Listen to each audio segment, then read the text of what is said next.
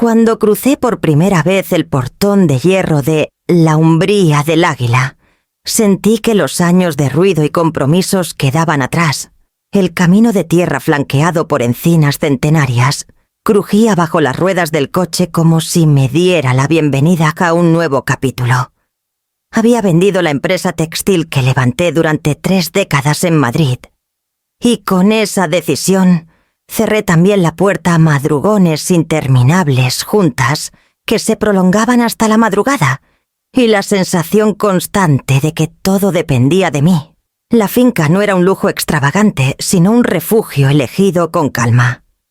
80 hectáreas en las colinas de Extremadura con una casa solariega de piedra clara, ventanas amplias y un porche que invitaba al silencio.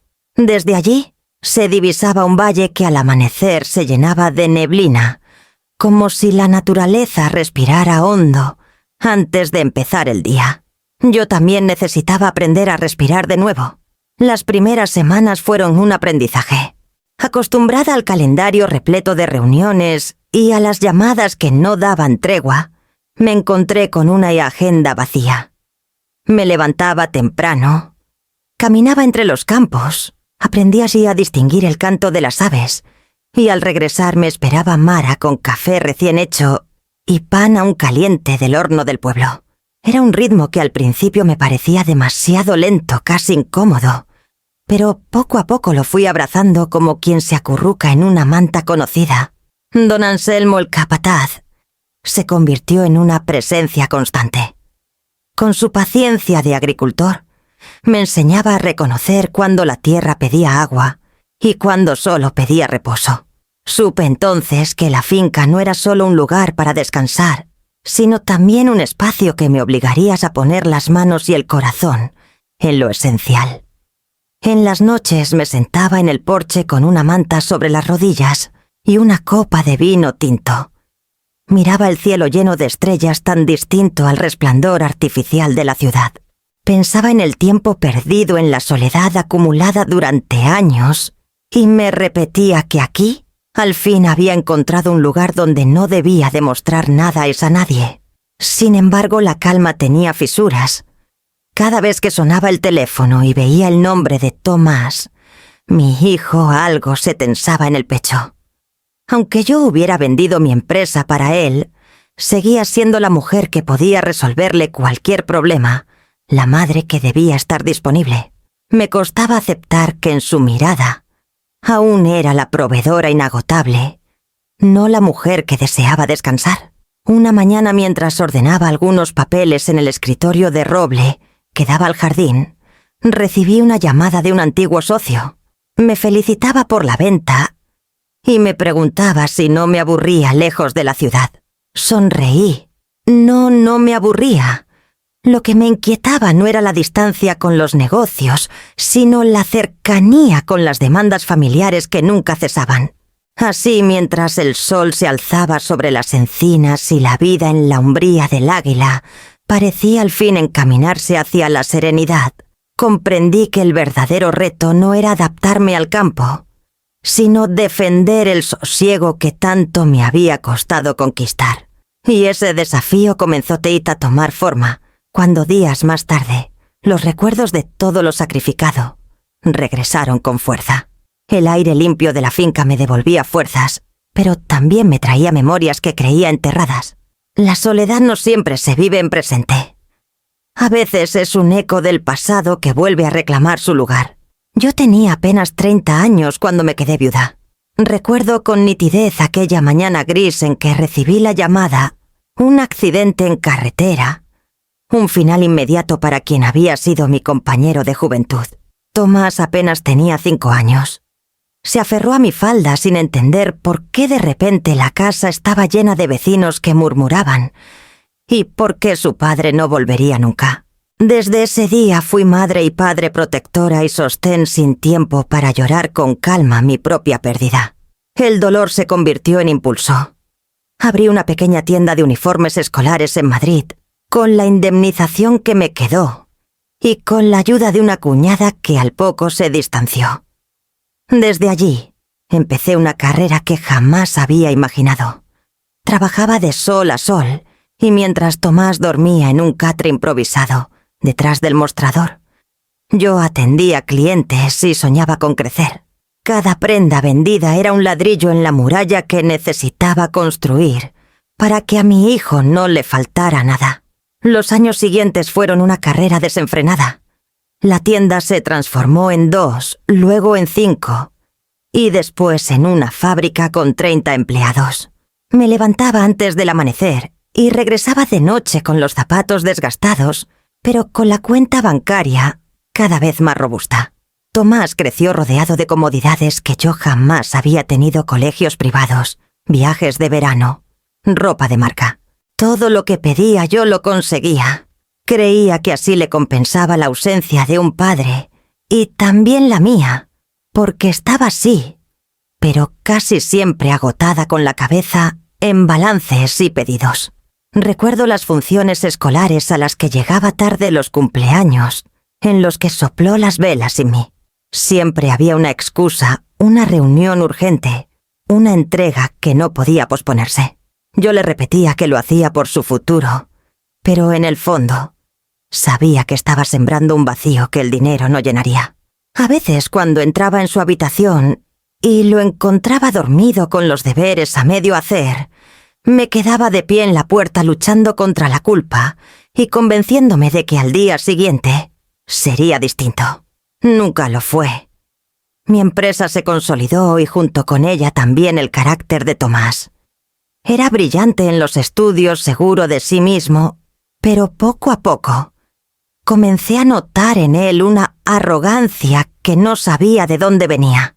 Tal vez del exceso de comodidades, tal vez de mi incapacidad para poner límites claros.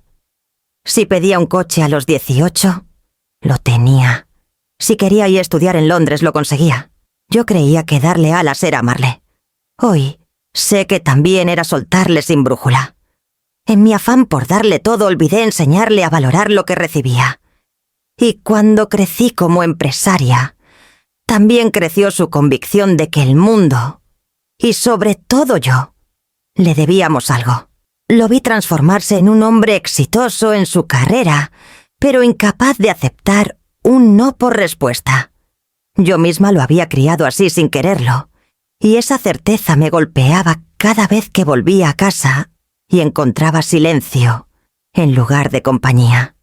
Ahora, en la umbría del Águila, mientras paseaba entre los olivos, me preguntaba si el precio que había pagado no había sido demasiado alto, porque todo mi sacrificio parecía haberse convertido en una deuda eterna que Tomás me seguía cobrando sin darse cuenta. Con cada recuerdo, la paz de la finca se mezclaba con la punzada de la nostalgia, y esa punzada se volvería herida abierta cuando la primera grieta con mi nuera dejara claro que el pasado aún tenía cuentas pendientes. El verano trajo consigo la primera visita de Tomás y Carla a la finca. Yo había preparado la casa con esmero, convencida de que el aire puro y el silencio serían un regalo para ellos. Mara horneó panecillos y preparó una mesa con flores del jardín. Anselmo arregló el camino de entrada para que los coches no tropezaran con las piedras sueltas. Esperaba recibirlos con calidez, como tantas veces había soñado con hacerlo cuando Tomás era niño. Llegaron un viernes por la tarde. El coche de alta gama de Carla resplandecía bajo el sol y ella descendió con gafas enormes y un gesto de fastidio, como si el polvo del campo fuese una afrenta personal. Tomás me abrazó con cariño, aunque rápido, con la prisa de quien quiere evitar incomodidades. Carla, en cambio, me dio 2 besos apresurados antes de mirar a su alrededor con desaprobación. ¿No tenéis aire acondicionado en todas las habitaciones?, fue lo primero que preguntó aún antes de entrar. Intenté sonreír restando importancia. Le expliqué que las paredes gruesas de piedra mantenían la casa fresca incluso en agosto. Pero ella frunció los labios incrédula. Una vez dentro, señaló la chimenea, el mobiliario rústico y hasta las cortinas bordadas a mano, como si todo aquello fuese anticuado y fuera de lugar. «Esto necesitaría una reforma integral», dijo con tono sentencioso. Imagínate poner un ventanal enorme aquí suelo de mármol y una cocina abierta con isla. Yo guardé silencio. No quería discutir, pero cada palabra suya era como una aguja clavándose en mi esfuerzo por crear un espacio de paz. Tomás, sentado en el sofá, solo asintió con una sonrisa nerviosa, sin defenderme ni defender la casa que yo había elegido con tanto cuidado. Durante la cena, Carla insistió en que contrataran una empresa para modernizar la finca. Dijo que de esa forma podría atraer a sus amigos de Madrid y presumir del lugar en sus redes sociales. Yo escuchaba mientras Mara servía el guiso y me sentía juzgada en mi propio hogar, como si lo que para mí era refugio para ella no fuese más que escenario de vergüenza. Tomás intentó cambiar de tema, pero su silencio pesaba más que las palabras de su mujer. Era como si con cada gesto de indiferencia confirmara que estaba de acuerdo con ella. Yo recordaba al niño que jugaba feliz en un corral improvisado, detrás de mi tienda sin quejarse de nada, y ahora lo veía adulto incapaz de alzar la voz para reconocer el valor de lo simple. Esa noche me costó dormir. Caminé por la galería de la casa y miré las sombras que proyectaba la luna sobre los muros. La finca, que hasta entonces había sido símbolo de libertad, se convirtió de pronto en un terreno cuestionado. No era la primera vez que Carla imponía sus opiniones, pero esta vez las trajo directamente al lugar donde yo buscaba mi paz. Al día siguiente, antes de marcharse, Carla volvió a repetir lo mismo que invertir en comodidades modernas. Era lo mínimo si quería que la finca estuvierais a la altura. Tomás la tomó de la mano y sonrió sin decir nada más. Yo los vi subir al coche y alejarse levantando polvo con un nudo en la garganta. Mientras el eco del motor se perdía entre las encinas, comprendí que la verdadera batalla no era contra el silencio del campo, sino contra la invasión constante de juicios que amenazaban con enturbiar mi refugio. Y esa certeza se confirmó pocos días después, cuando recibí una llamada de Carla que alteró por completo mi calma. El teléfono sonó un jueves por la tarde cuando el sol se colaba por las persianas del despacho y yo revisaba algunos papeles de la venta de la empresa. Vi el nombre de Tomás en la pantalla y como siempre sentí ese reflejo automático de atender con premura como si todavía fuera un niño que necesitaba que yo resolviera cada contratiempo. Contesté con voz serena esperando escuchar a mi hijo. No fue él quien habló primero, sino Carla. Su tono era firme, casi impositivo, y me llegó sin rodeos. Mañana vamos a la finca Beatriz. Tomás, yo y 10 familiares más. Quieren conocer el sitio, así que id preparando todo. Me quedé en silencio unos segundos, incrédula. Ella no estaba pidiendo. Estaba informando como si la finca fuera un hotel reservado de antemano. Alcancé a responder con cautela. Carla, la finca no está preparada para tanta gente de golpe. No hay camas suficientes ni espacio. Su carcajada seca interrumpió mi intento de razonar. Bueno, si no os gusta, podéis volver a la ciudad. Nosotros nos quedamos con los nuestros. Sentí un golpe en el estómago como si esas palabras hubieran derrumbado la paz que tanto me había costado construir. Quise hablar con Tomás, pero apenas escuché su voz detrás apagada diciendo: «Mamá, no te preocupes, será solo un fin de semana». Me dolió más esa sumisión suya que la insolencia de Carla. Colgué con un nudo en la garganta. Me quedé de pie frente al ventanal mirando las encinas que comenzaban a oscurecerse. El campo seguía en calma indiferente a mis pensamientos, pero dentro de mí hervía una mezcla de rabia y tristeza. Había levantado muros para defender este lugar del mundo exterior, y ahora mi propia familia pretendía invadirlo sin respeto, como si mis decisiones no contaran. Mara entró al despacho con una bandeja de té y notó mi semblante. Le conté lo ocurrido y me escuchó con paciencia sin interrumpir. Finalmente dijo con su voz pausada: «Doña Beatriz, a veces uno tiene que recordar que una casa es de quien la cuida, no de quien llega a mandar». Esa frase me acompañó el resto de la noche. Caminé por los pasillos de la finca pasando la mano por las paredes de piedra. Era mi refugio, mi conquista después de años de sacrificios, y no podía permitir que se convirtiera en un escenario para el capricho de otros. Recordé todas las veces que cedí en el pasado, cuando Tomás pedía más dinero para proyectos dudosos, cuando Carla exigía vacaciones pagadas para la familia, cuando aceptaba invitaciones incómodas para evitar discusiones. Siempre había cedido, siempre había guardado silencio.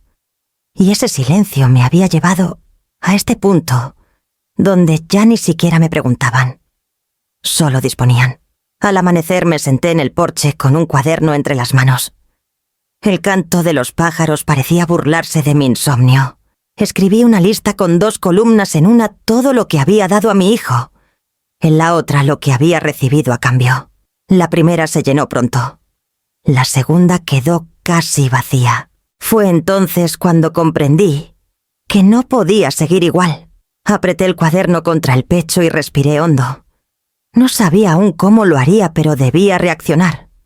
Debía marcar límites claros. La paz que buscaba en la umbría del águila dependía de ello, y esa certeza se convirtió en un plan apenas días después, cuando decidí que era hora de enfrentar la arrogancia con algo más que resignación. Aquella mañana, después de una noche en vela, me vestí con un traje sencillo pero firme, como si la ropa pudiera otorgarme la determinación que aún temblaba dentro de mí. Conduje hasta la ciudad al despacho de Lucía Montes, mi abogada de confianza desde hacía años. Había llevado conmigo la carpeta de escrituras y contratos de La Umbría del Águila, aunque en el fondo ya sabía lo que contenían. No obstante, necesitaba escuchar de labios expertos lo que mi intuición me repetía desde la llamada de Carla.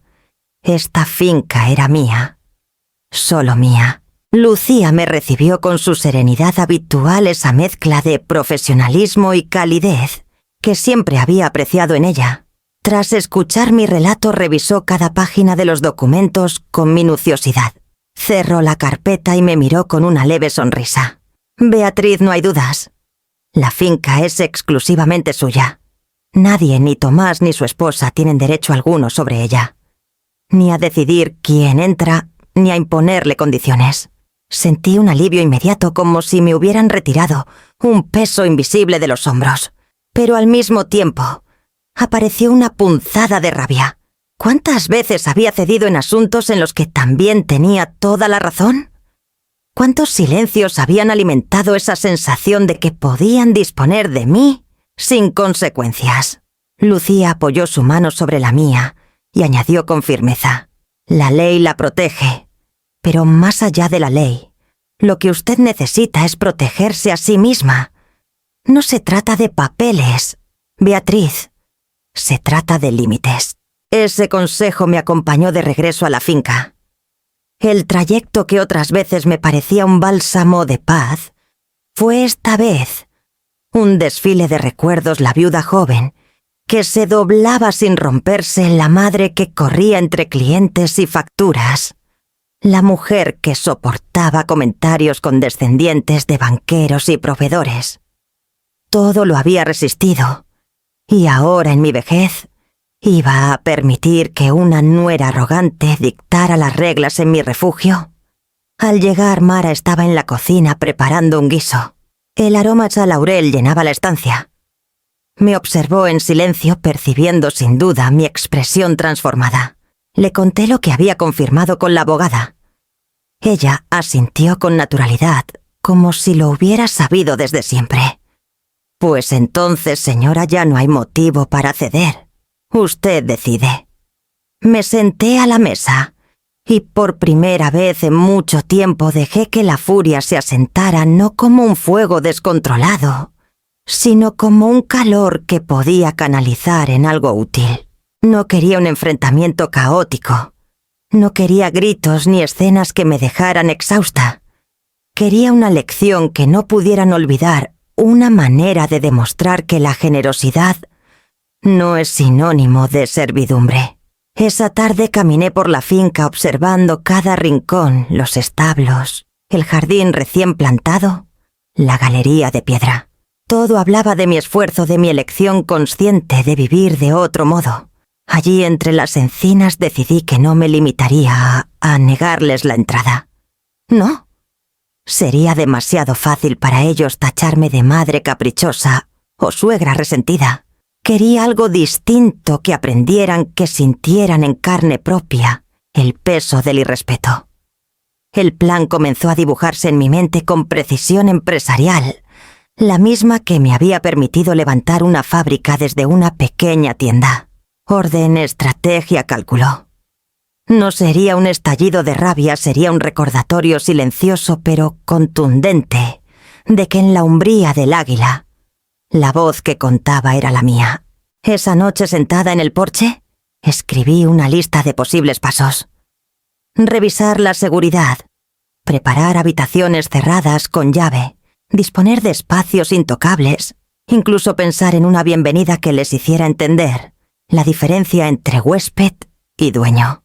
Mientras anotaba sentí una extraña calma. Por primera vez, no estaba reaccionando desde el dolor, sino actuando desde la claridad. El campo se oscurecía y los grillos comenzaron su concierto nocturno. Cerré el cuaderno con determinación. El enojo se había transformado en un plan, y el plan en una promesa hacia mí misma. Nunca más permitiría que nadie convirtiera mi paz en moneda de cambio. Con esa certeza me levanté, apagué la lámpara y subí a mi habitación segura de que al amanecer estaría lista para ejecutar la primera parte de mi decisión.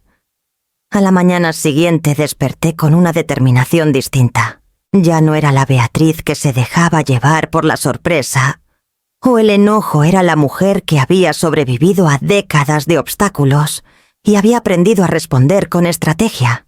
Si Carla pretendía invadir mi casa como si fuera un club campestre, yo respondería con la única arma que conozco mejor que la sumisión, el orden legal y la previsión. Me senté en la galería con mi café y abrí el cuaderno donde había empezado a esbozar ideas. Mientras el campo se desperezaba ante mis ojos, fui afinando 3 jugadas que no dejarían lugar a dudas. No buscaba venganza impulsiva, sino enseñar que la umbría del águila era un espacio con reglas, no un terreno libre para caprichos. La primera jugada fue casi natural. Contacté con Lucía, mi abogada, y le pedí que redactara un contrato sencillo, de apenas 2 páginas que denominamos Acuerdo de Retiro Espiritual. El documento establecía que cualquier estancia en la finca debía tener un fin de descanso y respeto al entorno, con limitación de visitantes, horarios de silencio y uso responsable de los recursos. Lo más importante, requería mi autorización escrita para cada grupo que entrara. Al final incluía una cláusula que dejaba claro que cualquier incumplimiento implicaba la expulsión inmediata. Sabía que tal papel les parecería exagerado a Tomás y a Carla, pero precisamente esa era la intención: enfrentarles con la realidad de que no eran dueños ni clientes privilegiados, sino invitados sujetos a condiciones. La segunda jugada fue aún más ingeniosa. Llamé a Joaquín, el albañil de confianza del pueblo, y le pedí que viniera con su equipo a realizar pequeñas obras de mantenimiento en la finca. Nada grave, un par de muros que había que repicar, la reparación del aljibe y unos andamios en la entrada secundaria. Pero lo esencial eran las señales de advertencia que él mismo pintó con letras rojas: obras en curso. Acceso restringido. Peligro de caída. Colocamos cintas amarillas en los alrededores y tablones que cortaban el paso a los jardines. Sabía que Carla, amante de la estética y de las fotos en entornos idílicos, se revolvería al encontrar su supuesta villa de recreo convertida en un espacio en obras. La tercera jugada fue la más simbólica y quizá la más satisfactoria. Con la ayuda de Mara diseñé un reglamento de visitas conciso y claro que imprimí en papel grueso y mandé enmarcar. El encabezado decía: Normas de la umbría del águila. Entre los puntos incluí: las visitas deberán ser autorizadas previamente. Queda prohibido traer acompañantes no avisados. El respeto al silencio y a los trabajadores Es condición indispensable. Y la última línea escrita en mayúsculas. Esta finca no es un hotel.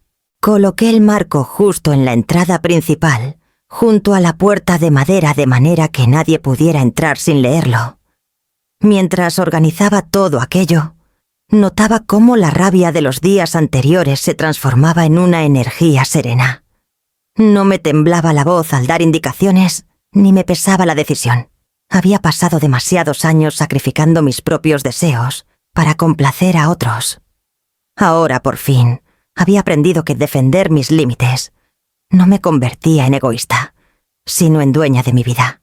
Mara me observaba con una mezcla de respeto y complicidad. Una tarde, mientras colgábamos el marco del reglamento, me dijo en voz baja doña Beatriz.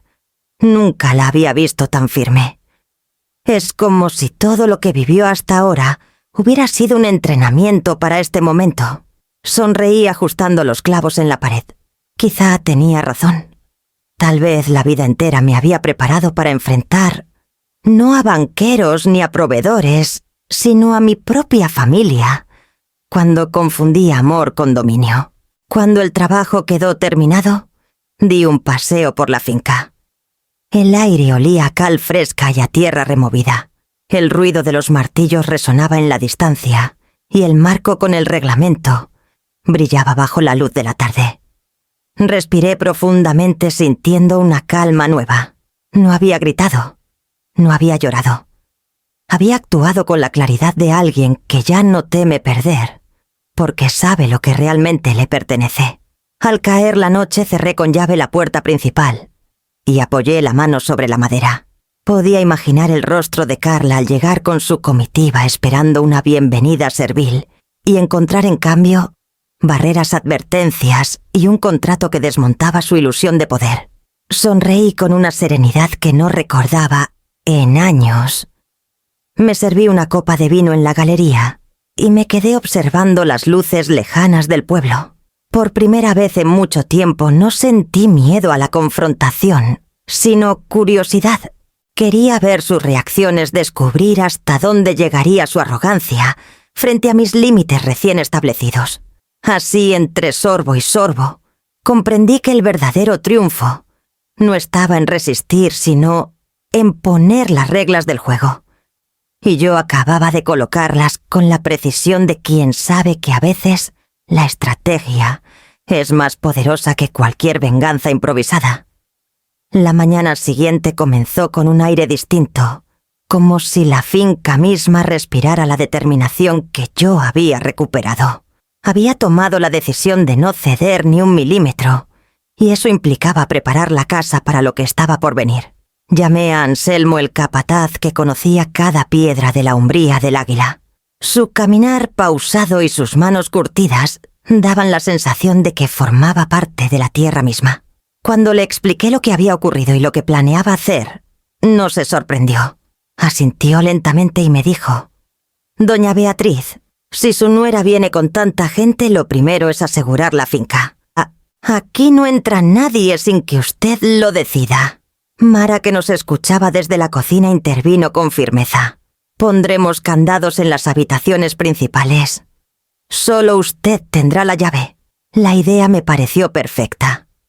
Pasamos la mañana cerrando con candados 3 de las habitaciones mejor equipadas, incluido mi dormitorio.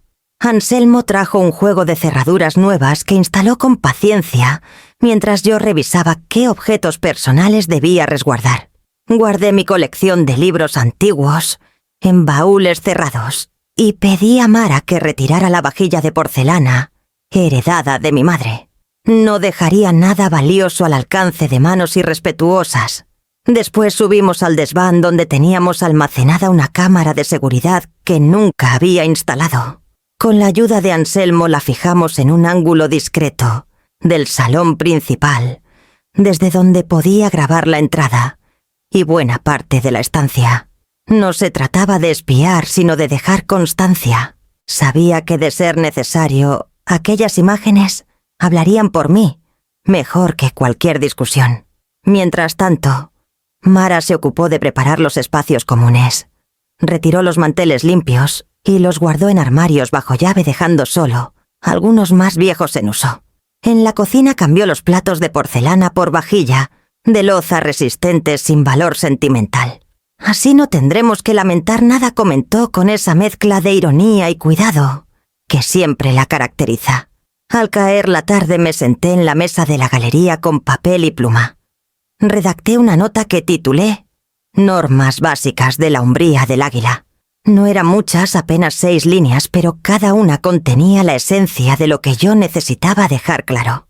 La finca es de uso privado, y toda visita requiere autorización expresa. Queda prohibido traer acompañantes no avisados. No se permitirá alterar la organización de la casa, ni exigir servicios no ofrecidos. Respeto absoluto a los trabajadores y a los espacios comunes. La cocina no es restaurante ni la finca un hotel. El incumplimiento de estas normas supondrá la expulsión inmediata. Firmé al final Beatriz, propietaria de La Umbría del Águila. Mara me observaba mientras escribía y cuando terminé tomó la hoja con delicadeza. Esto es más fuerte que cualquier grito, doña Beatriz. Es la voz de alguien que se respete y a sí misma. Mandé a enmarcar el documento en la imprenta del pueblo y al volver lo colgamos en la entrada principal, justo junto al portón de hierro que Anselmo había engrasado y reforzado esa misma mañana. Ahora cada persona que cruzara ese umbral se encontraría con mis reglas antes que con mi sonrisa. Esa noche, mientras el viento movía suavemente las ramas de los olivos, recorrí la finca con una linterna en la mano. Verifiqué cada candado, cada puerta cerrada, cada detalle en su sitio. En lugar de miedo sentí alivio. No se trataba de levantar muros contra mi hijo ni contra su esposa, sino de recordarme a mí misma que tenía derecho a decidir. Cuando regresé a la galería, Anselmo estaba sentado con un vaso de agua fresca. Todo listo, doña Beatriz. Ahora que vengan si quieren. Aquí las reglas ya están puestas. Me permití una sonrisa. En el silencio de la noche, la umbría del águila parecía guardarlo todo con calma. Yo también, y al cerrar la puerta de mi dormitorio, supe que la verdadera prueba llegaría pronto cuando Carla intentara entrar como si fuera un hotel de lujo y se encontrara en cambio con un portón cerrado. El sábado el campo amaneció con un aire más denso de lo habitual. El sol se abría paso entre las encinas y yo sentía que cada rayo iluminaba la calma antes de la tormenta. Mara me sirvió un café fuerte en la galería y apenas di el primer sorbo. Escuchamos a lo lejos el rugido de motores. No eran los tractores del pueblo, sino algo más brillante y pretencioso, la caravana de coches que anunciaba la llegada de Carla y su séquito. Me puse en pie con una serenidad ensayada. Habíamos dejado todo preparado, el portón cerrado con candado, el reglamento enmarcado colgado al lado, las señales de obras en curso, visibles desde la carretera. Anselmo, con su gorra calada y una calma casi ancestral, estaba ya en la entrada junto a 2 trabajadores. A su lado esperaba Diego, el joven coordinador del retiro espiritual, que había aceptado hacerse pasar por anfitrión de un supuesto grupo de meditación. Su presencia sería clave, no habría discusión personal entre madre e hijo, sino normas impersonales que debían cumplirse. Los coches se detuvieron levantando polvo sobre el camino. El primero, un todoterreno negro que reconocí de Tomás, seguido por un SUV blanco que Carla usaba para exhibirse en redes sociales. Detrás 3 vehículos más cargados de maletas. Cuando se apagaron los motores, el silencio del campo volvió con fuerza interrumpido, solo por las puertas que se abrían y las voces excitadas de los recién llegados. Carla fue la primera en salir. Llevaba gafas de sol enormes, un vestido vaporoso y tacones que se hundieron en la grava. Miró alrededor con gesto de disgusto y levantó la mano como quien inspecciona un terreno que le pertenece. A su lado, Tomás bajó con más cautela, pero sin levantar la vista. Detrás de ellos aparecieron una docena de rostros curiosos, la madre de Carla, sus hermanos, un par de primos y hasta 2 jóvenes que sacaban móviles para grabar la escena. «Vamos entrando que tengo calor», ordenó Carla con voz alta señalando el portón. Fue entonces cuando se toparon con la realidad. El portón permanecía cerrado con un grueso candado, y junto a él, el marco con el reglamento brillaba al sol. Los trabajadores guardaban silencio, y Diego, con chaleco beige y carpeta en mano, dio un paso adelante. «Buenos días», dijo con tono cordial. «Esta finca está actualmente reservada para un retiro espiritual. El acceso está restringido». El gesto de Carla cambió de la sorpresa a la indignación en cuestión de segundos. «Perdón», replicó quitándose las gafas con un golpe seco. «Soy la nuera de la propietaria. Mi esposo y yo venimos con nuestra familia. Ella nos espera». Diego mantuvo la calma. «Lo lamento, señora, pero la normativa es clara. Sin autorización escrita de la propietaria, no se permite la entrada». «Puede leerlo ahí», señaló el marco con las normas. Algunos de los familiares se acercaron al cartel y empezaron a leer en voz baja. El murmullo creció. «Autorización expresa. Prohibido traer acompañantes no avisados. Esta finca no es un hotel». Vi las cejas alzadas, los labios apretados. El efecto era justo el que había previsto. Tomás, nervioso, trató de intervenir. «Debe haber un error. Mi madre vive aquí». «Seguro que no hay error», le interrumpió Anselmo con voz grave. «Doña Beatriz dejó instrucciones claras. Hoy no hay visita prevista». Carla soltó una carcajada sarcástica. «Esto es ridículo. ¿Qué clase de teatro es este, mamá Beatriz? Sabe perfectamente que veníamos». Yo desde la galería observaba sin moverme, invisible a sus ojos, gracias a la distancia. Sentía la tentación de salir, pero me contuve. La fuerza de este momento estaba en que fueran otros quienes pusieran los límites en mi nombre. La madre de Carla, con tono aún más altivo, se adelantó.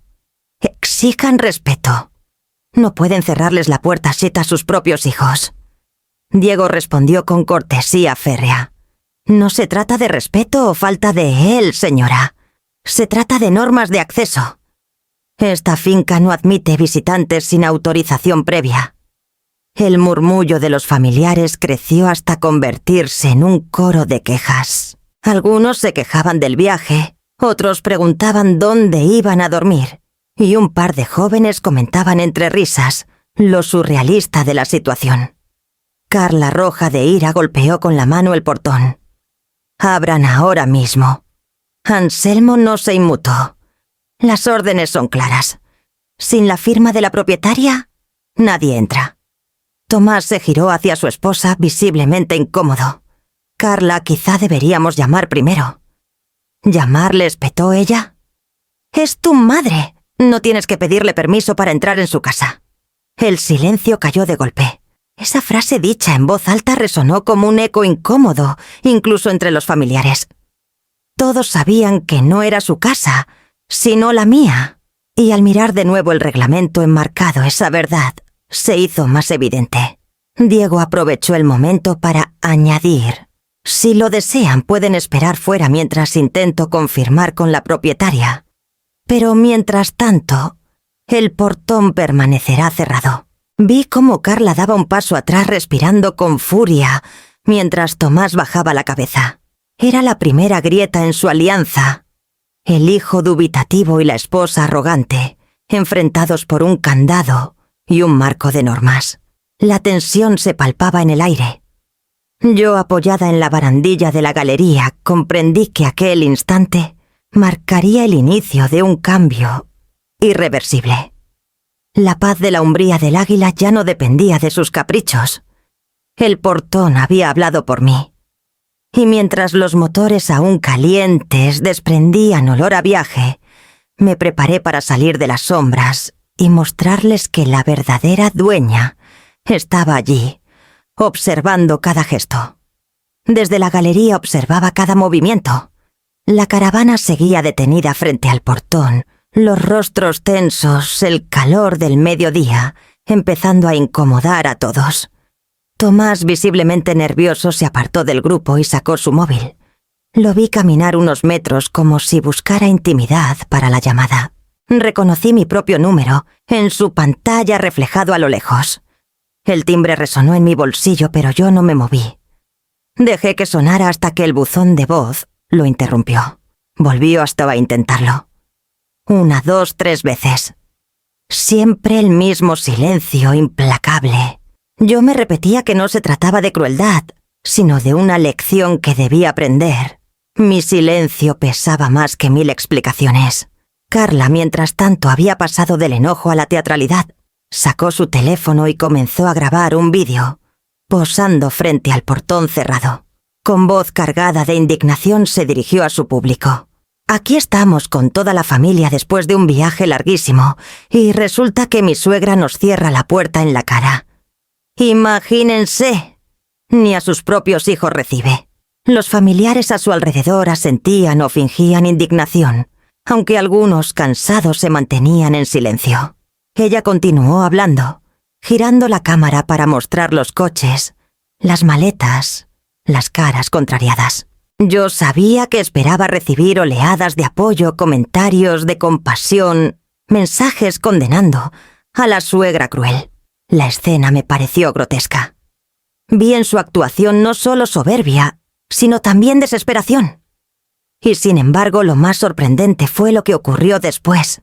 Apenas 10 minutos más tarde, los murmullos de los jóvenes que revisaban sus móviles empezaron a crecer. Carla, intrigada, también miró la pantalla del suyo. Su rostro cambió de la indignación a la incomodidad. Los comentarios no eran lo que había esperado. Muchos se burlaban. ¿Hotel gratis en casa ajena? ¡Qué cara! Otros la acusaban de arrogante. Si es propiedad privada, respeta las normas. Algunos incluso señalaban el reglamento visible en la foto.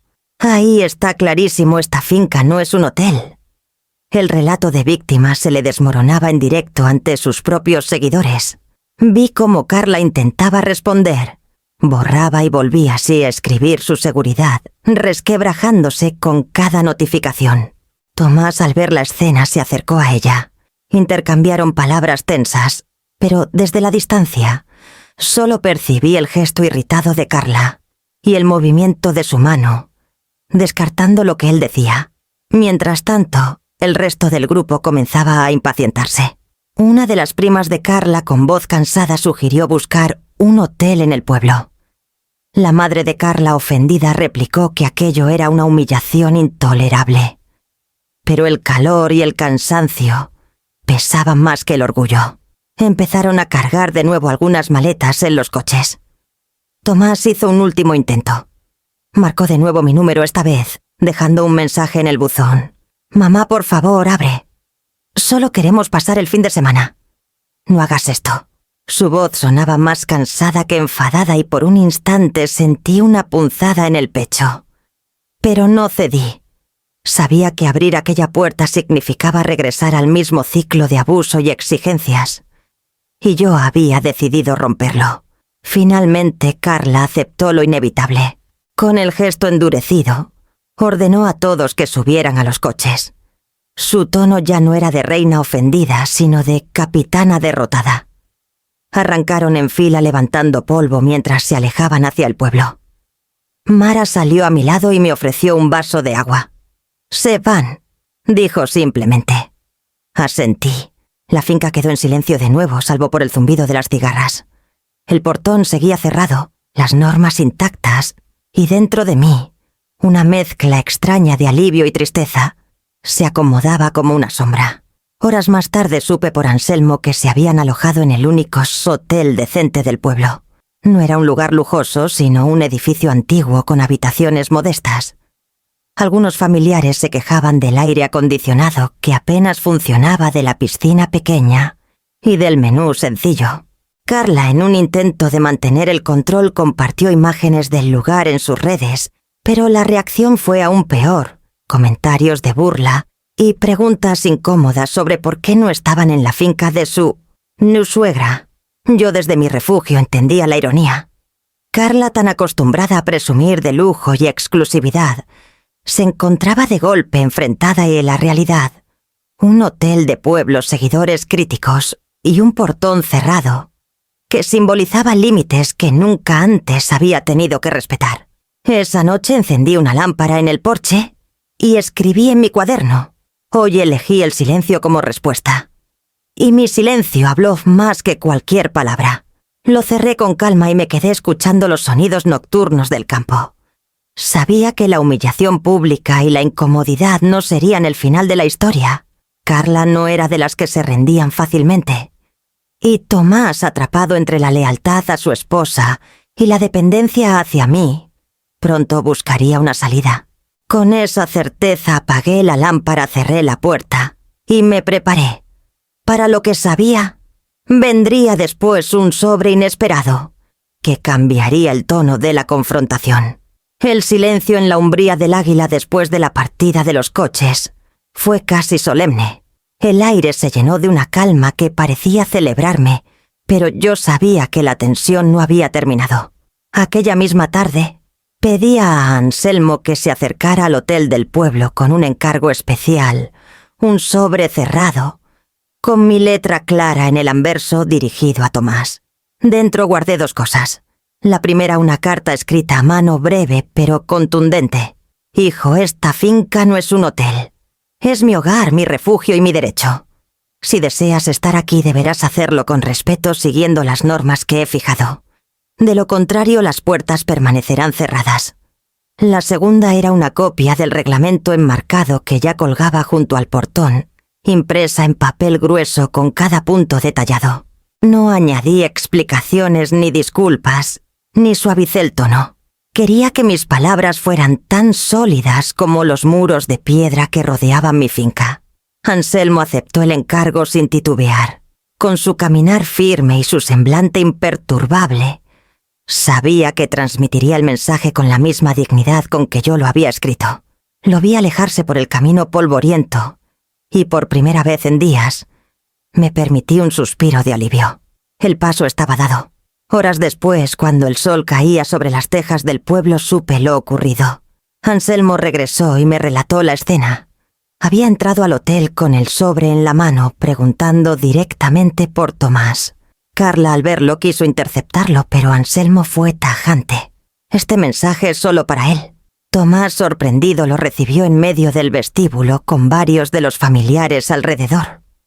Abrió el sobre allí mismo, quizá esperando una disculpa, una invitación a negociar, una rendición de mi parte. Pero lo que encontró fue la carta y el reglamento, expuestos ante todos. Me lo imaginé leyendo en voz alta con la respiración entrecortada, mientras Carla y su madre se removían incómodas a su alrededor. El silencio que siguió debió de ser más elocuente que cualquier discusión. Lo que hasta entonces era un conflicto privado se convirtió en una declaración pública, la madre que ponía límites frente a todos sin temblar. Anselmo me describió el gesto de Tomás, primero incredulidad, luego un enrojecimiento evidente, una mezcla de vergüenza y rabia. Carla intentó arrebatarle los papeles, pero él los sostuvo con fuerza, como si la dureza de mis palabras lo hubiera clavado al suelo. Los demás familiares, sin saber dónde mirar, comenzaron a dispersarse. Algunos fingieron revisar sus móviles, otros se apartaron hacia la terraza. La incomodidad era absoluta. Carla, fiel a su estilo, trató de recuperar el control. Levantó la voz diciendo que aquello era una humillación injusta, que yo me comportaba como una tirana. Pero nadie la secundó. El eco de mis palabras impresas seguía pesando en la estancia. Nadie podía negar lo evidente. No había expulsión arbitraria. Había reglas claras que ella había decidido ignorar. Mientras escuchaba el relato de Anselmo, sentí una mezcla de dolor y orgullo. Dolor porque jamás imaginé tener que recurrir a este tipo de gestos contra mi propio hijo. Orgullo porque al fin estaba defendiendo lo que era mío sin pedir permiso. Esa noche, al escribir en mi cuaderno, anoté: el silencio educa, pero la palabra firme confirma. Mi sobre no buscaba destruir a Tomás, sino hacerle entender que la generosidad sin límites se transforma en servidumbre. Y yo no estaba dispuesta a ser sirvienta en mi propia casa. Miré hacia el portón cerrado, iluminado por la luna, y sentí que la partida aún no había terminado. Tomás no era hombre de aceptar la derrota fácilmente, y Carla mucho menos. Pronto habría un nuevo intento de acercamiento con sus propias armas, con sus propias justificaciones. Me preparé para lo inevitable, el momento en que mi hijo regresaría, no con coches llenos de familiares, sino solo buscando palabras que aún no sabía pronunciar. El amanecer del día siguiente me encontró despierta antes que los gallos. Desde la galería, con una taza de café humeante entre las manos, contemplaba cómo la bruma se levantaba lentamente del valle. El silencio del campo era profundo, solo roto por el rumor lejano de motores que empezaban a encenderse en el pueblo. Sabía que era mi familia recogiendo sus maletas en el hotel, cansados y resentidos por una visita que no había salido como esperaban. Anselmo, que siempre tenía un oído atento a lo que ocurría, llegó poco después con noticias. Me contó que la noche había sido un desfile de reproches. Carla, enfurecida, había culpado a Tomás por no controlar la situación. Le decía que si de verdad hubiese puesto a su madre en su sitio, jamás habrían pasado esa vergüenza. Los familiares incómodos apenas intervenían. Algunos se limitaban a aconsejarles volver a Madrid cuanto antes. Imaginé a Tomás guardando silencio con la carta y el reglamento todavía en sus manos. No la había soltado desde que lo recibió, según me dijo Anselmo. Mientras Carla vociferaba, él bajaba la cabeza como si cada palabra mía escrita en aquel sobre se hubiera clavado en su memoria. La caravana partió a media mañana. Desde mi porche vi el polvo que levantaban los coches en la carretera, alejándose uno tras otro. Esta vez no hubo paradas frente al portón, ni gritos, ni exigencias. Solo el rastro de su orgullo herido, desvaneciéndose con el viento. Me sorprendió sentir alivio más que tristeza. Durante años había creído que ceder era la única forma de mantener a mi hijo cerca, que decir no lo alejaría para siempre. Pero allí estaba la prueba de lo contrario. Yo había puesto límites, y aunque se marchaban enojados, yo seguía en pie, firme e intacta. Pensé en Tomás. Lo imaginé en el asiento del coche, con la mirada fija en el papel que aún guardaba en el bolsillo de su chaqueta. Quizá recordaba los sacrificios de mi vida, las noches en que dormía en la fábrica, para sacar adelante los pedidos, los cumpleaños que no celebramos juntos. Tal vez por primera vez entendía que mi entrega no había sido una deuda eterna, sino un regalo que no podía exigir una y otra vez. Carla, por supuesto, no lo vería así. Para ella la finca no era más que un trofeo social, una excusa para mostrar en sus redes un estilo de vida que nunca había construido con su propio esfuerzo. Su furia se alimentaba de la vergüenza pública, de los comentarios hirientes que aún resonaban en sus perfiles. Pero Tomás era distinto. En él había grietas que podían convertirse en aperturas si se atrevía a mirarse en el espejo que yo le había puesto delante. Cuando el polvo de los coches desapareció, Mara salió con un balde de agua y comenzó a regar las macetas del porche. Me miró con una sonrisa tranquila. «Se van, doña Beatriz, y usted se queda, que es lo importante». Asentí, dejando que esas palabras me envolvieran. Sí, yo me quedaba. Yo mantenía la llave de la puerta y el derecho a decidir quién entraba. Esa tarde, en el silencio recuperado, escribí una sola frase en mi cuaderno. Una retirada también es un principio, porque estaba segura de que después de esta derrota, Tomás volvería. Y lo haría solo cargando, no con maletas, sino con las preguntas que nunca se había atrevido a hacer. Pasaron algunos días en un silencio extraño. El teléfono permaneció quieto, sin llamadas insistentes, sin mensajes de Carla, como si el eco de lo ocurrido en el portón hubiese congelado el vínculo. En ese tiempo, yo retomé mis rutinas con una calma que se sentía merecida. Paseos al amanecer, largas charlas con Mara en la cocina, las revisiones de Anselmo en Los Olivos. Y sin embargo, en el fondo de mi pecho, sabía que el silencio era apenas una tregua. La tarde en que Tomás regresó, lo supe incluso antes de ver su coche. El viento cambió de dirección trayendo un presentimiento que me erizó la piel.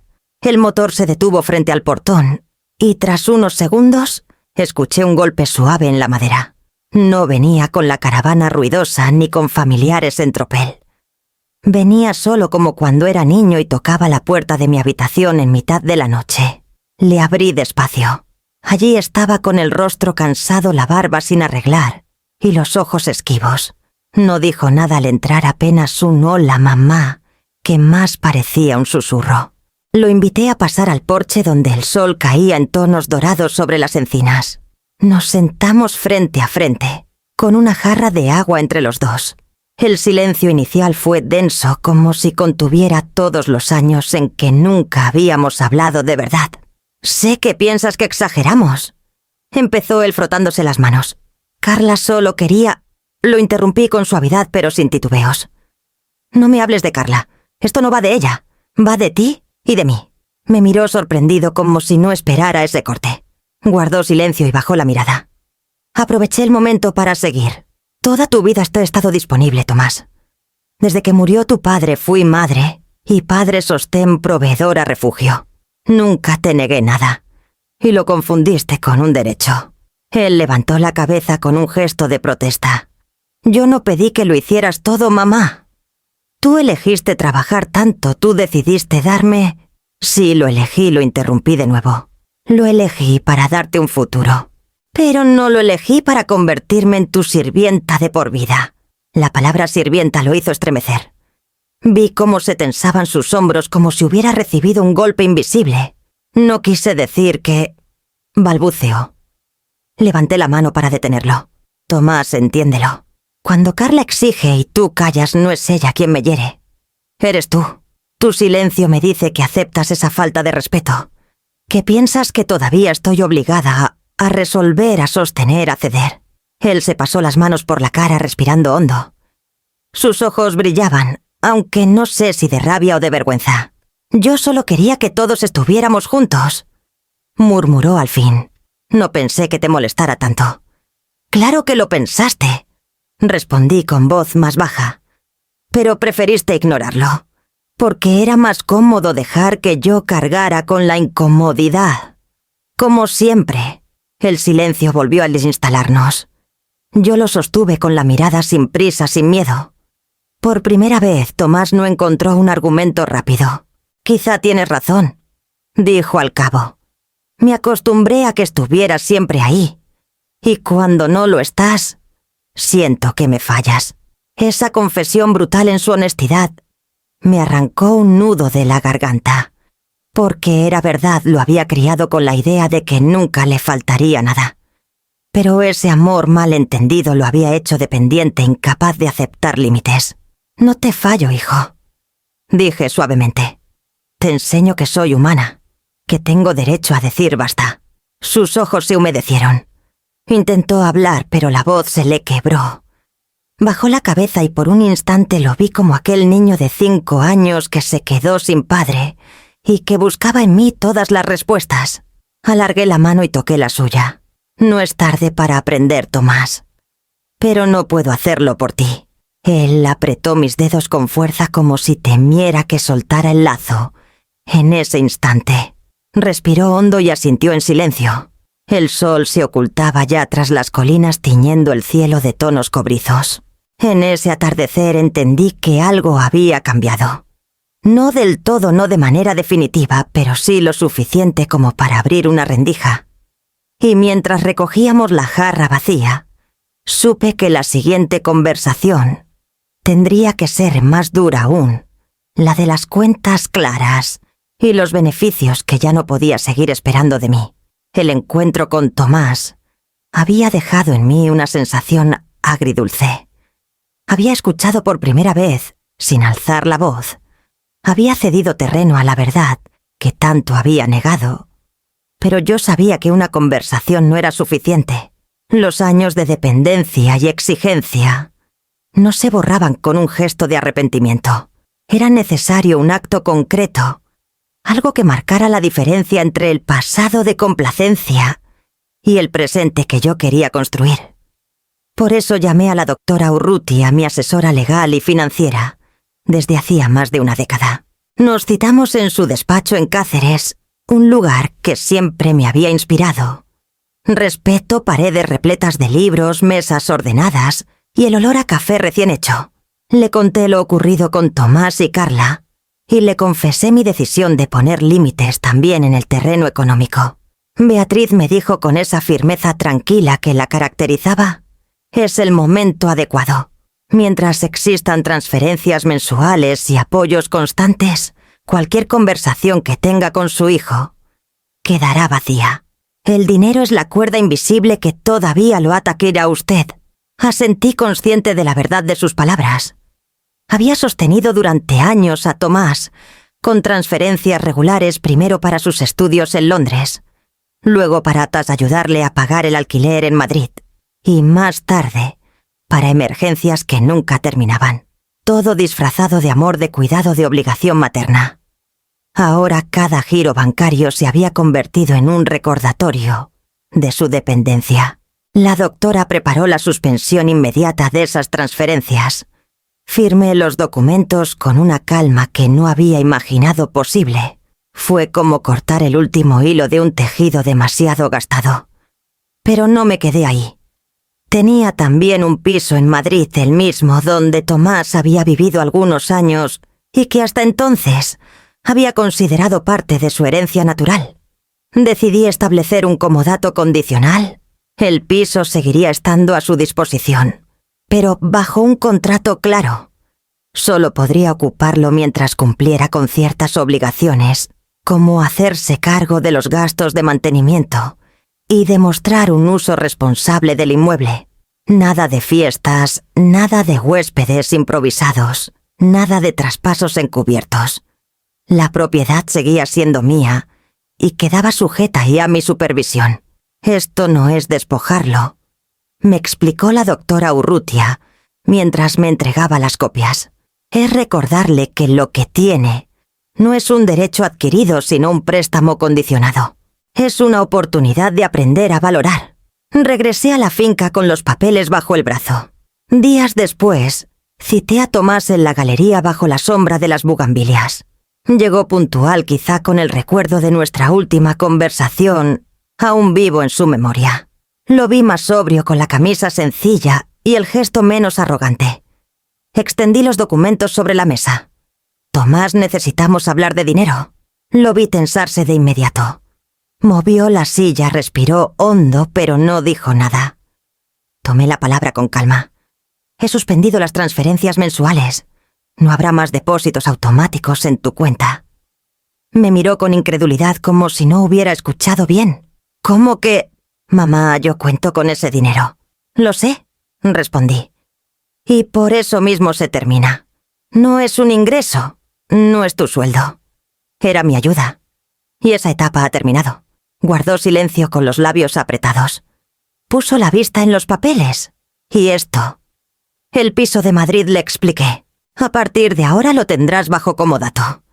Es decir, puedes seguir usándolo, pero con condiciones claras. Yo sigo siendo la propietaria. Le detallé los puntos principales.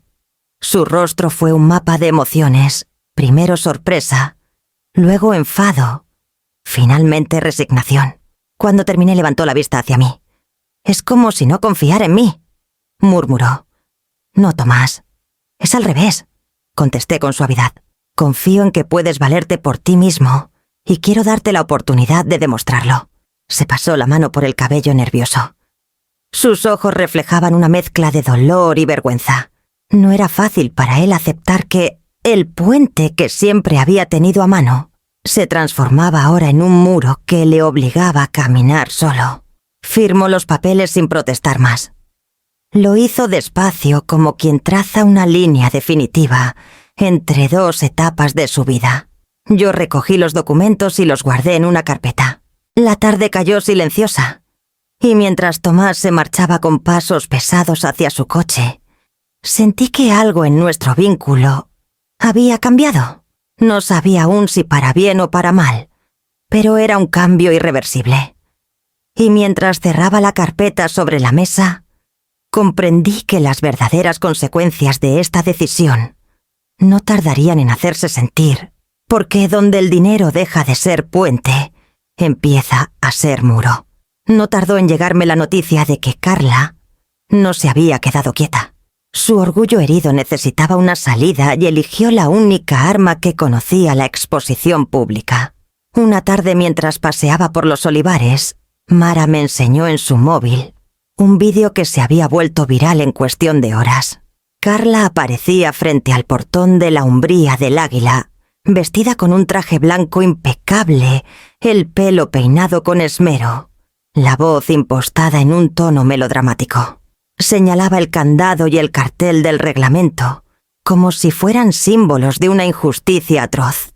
Hablaba de cómo su propia suegra la había dejado tirada con toda la familia, cómo se habían visto obligados a hospedarse en un hotel indigno, y cómo ella, una mujer de ciudad acostumbrada al confort, había sido víctima de humillación y desprecio.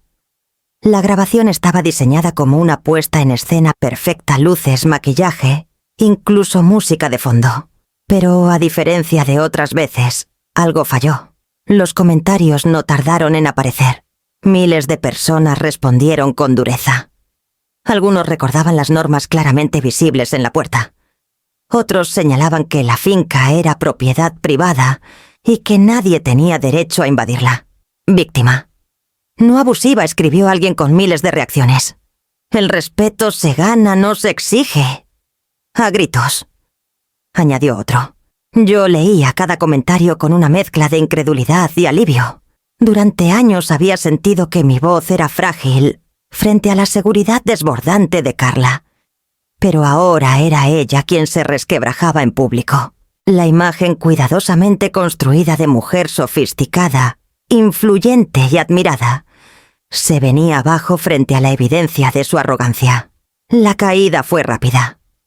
En pocos días, varias marcas con las que colaboraba anunciaron que suspendían sus contratos.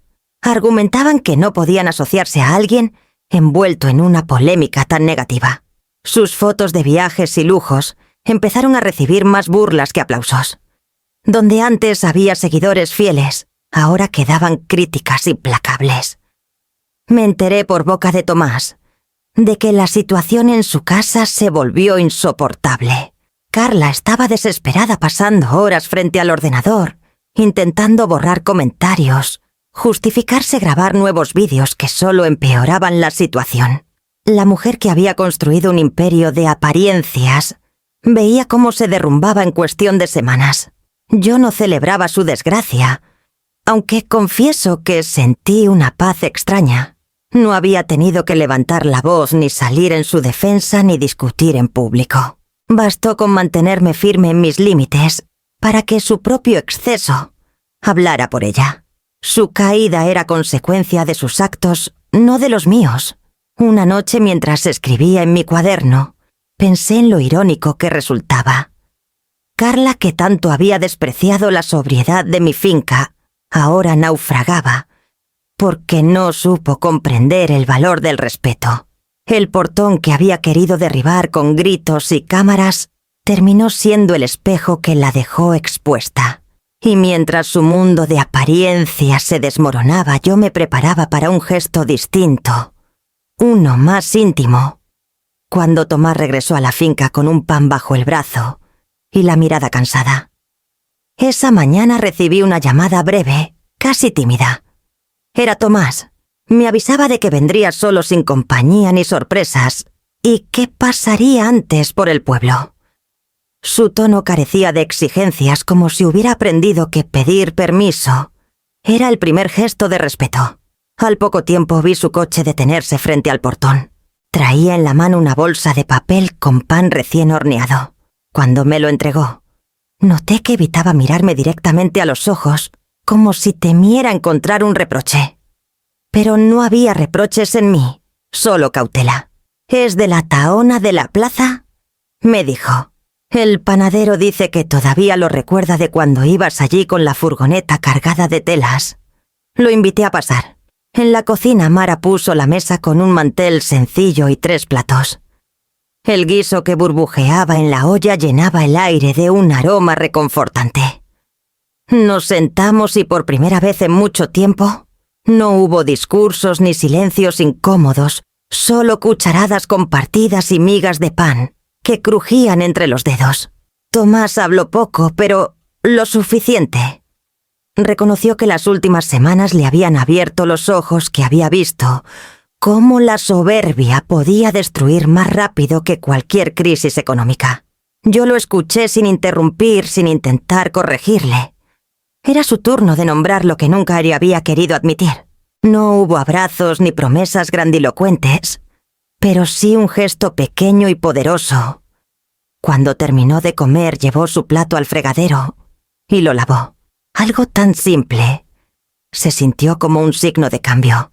Mientras el sol de la tarde entraba por la ventana, supe que ese almuerzo humilde era un puente nuevo y que pronto llegaría el momento de abrir la mesa a más sillas, aunque con condiciones claras.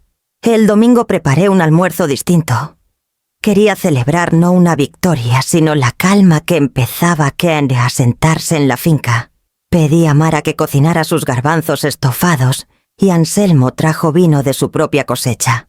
Coloqué la mesa en la galería bajo la sombra de las bugambilias, con platos sencillos y un ramo de flores del jardín en el centro. Al poner las sillas dejé una vacía. Mara me miró curiosa y sonrió. Y esa preguntó. Para quien venga con respeto respondí. No era un gesto simbólico cualquiera.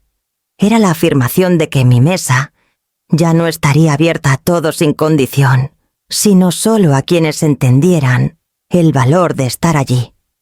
Comimos los 3 entre risas y recuerdos.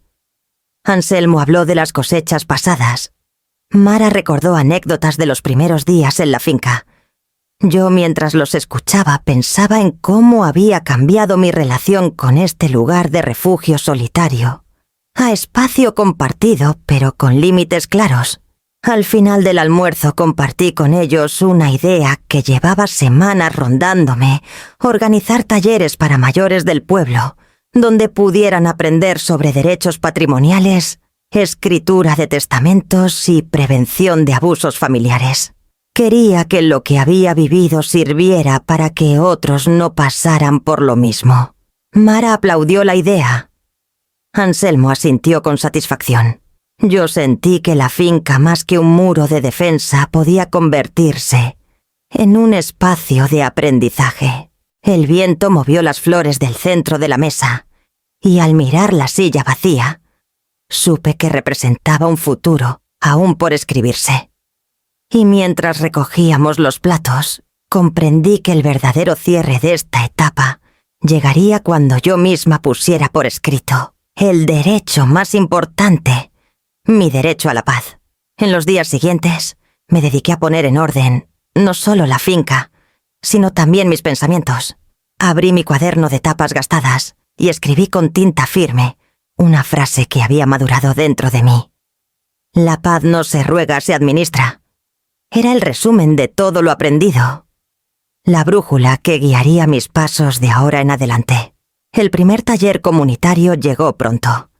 Había anunciado en el pueblo que la Umbría del Águila abriría sus puertas para mayores interesados en aprender a defender su patrimonio. Esa mañana, cuando los vecinos comenzaron a llegar, Tomás apareció sin aviso, vestido con sencillez. No me pidió permiso ni disculpas, solo tomó las carpetas con folletos y me ayudó a colocarlas sobre la mesa. Fue un gesto pequeño, pero lleno de significado. Durante la jornada hablamos de testamentos, de cláusulas, de cómo un papel firmado a tiempo puede salvar años de abusos. Los asistentes escuchaban atentos, compartiendo dudas y experiencias. Miré a Tomás entre ellos no como al hijo que exigía, sino como a un hombre dispuesto así a aprender. Al terminar salimos juntos hacia el portón. El candado ya no estaba, pero el reglamento seguía colgado en su marco visible intocable. La puerta permanecía abierta no para todos, sino para quienes comprendieran que entrar allí Significaba respetar la dignidad que me había costado toda una vida conquistar. El viento movió las encinas y yo respiré hondo. Supe entonces que más que una finca, lo que había protegido era mi derecho a la paz, y ese derecho ahora se había vuelto innegociable.